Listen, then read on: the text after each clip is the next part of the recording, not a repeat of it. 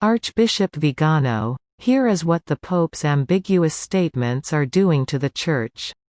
And it is exactly this, in my opinion, that Bergoglio's magic circle wants to achieve, to reach the paradoxical situation in which the one who is recognized as Pope is at the same time in a state of schism with the Church he governs, while those who are declared by him to be schismatic for disobedience will find themselves expelled from the Church because of the fact that they are Catholic." Friday, October 23, 2020, 10:29 a.m. Eastern Standard Time. By Archbishop Carlo Maria Vigano. October 23, 2020 LifeSite News.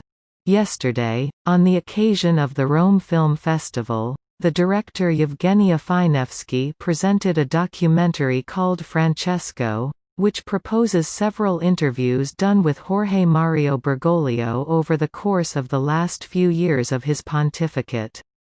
Among other disconcerting statements, there are several about the legitimization of homosexual civil unions. What we have to create is a civil union law. That way they homosexuals are legally covered. I stood up for that. I think that both the simple faithful as well as bishops and priests feel betrayed by what Bergoglio has affirmed. It is not necessary to be theologians to understand that the approval of civil unions is in clear contradiction of the magisterial documents of the Church, including recent ones. Such approval also constitutes a very grave assist to the LGBTQ ideology which today is being imposed on the global level. In the coming days, the Italian Parliament will be discussing the approval of the so-called Zan law, against so-called homophobia, proposed by the Democratic Party (PD). In the name of protecting homosexuals and transsexuals, it will be considered a crime to affirm that the natural family is the building block of human society, and those who affirm that sodomy is a sin that cries out to God for vengeance will be punished. Bergoglio's words have already been received by the gay lobby worldwide as an authoritative support for their claims.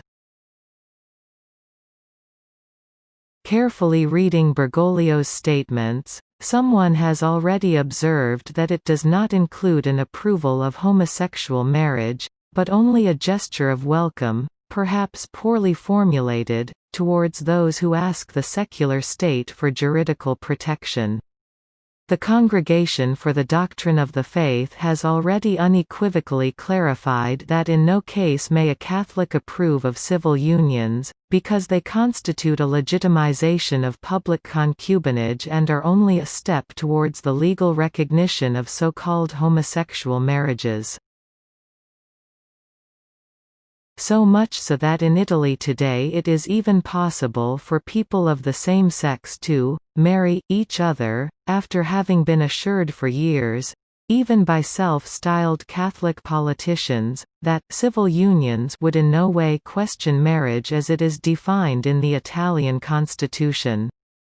After all, experience teaches us that when Bergoglio says something, he does it with a very precise purpose, to make others interpret his words in the broadest possible sense.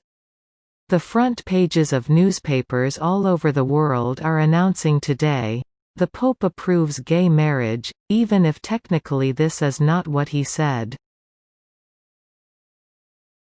But this was exactly the result that he and the Vatican gay lobby wanted. Then the Vatican press office will perhaps say that what Bergoglio said was misunderstood, that this was an old interview, and that the Church reaffirms its condemnation of homosexuality as intrinsically disordered. But the damage has been done, and even any steps backwards from the scandal that has been stirred up will ultimately be a step forward in the direction of mainstream thought and what is politically correct. Let us not forget the nefarious results of his famous utterance in 2013, "Who am I to judge?" which earned him a place on the cover of The Advocate along with the title, Man of the Year. You can continue reading the article at the link in the video description.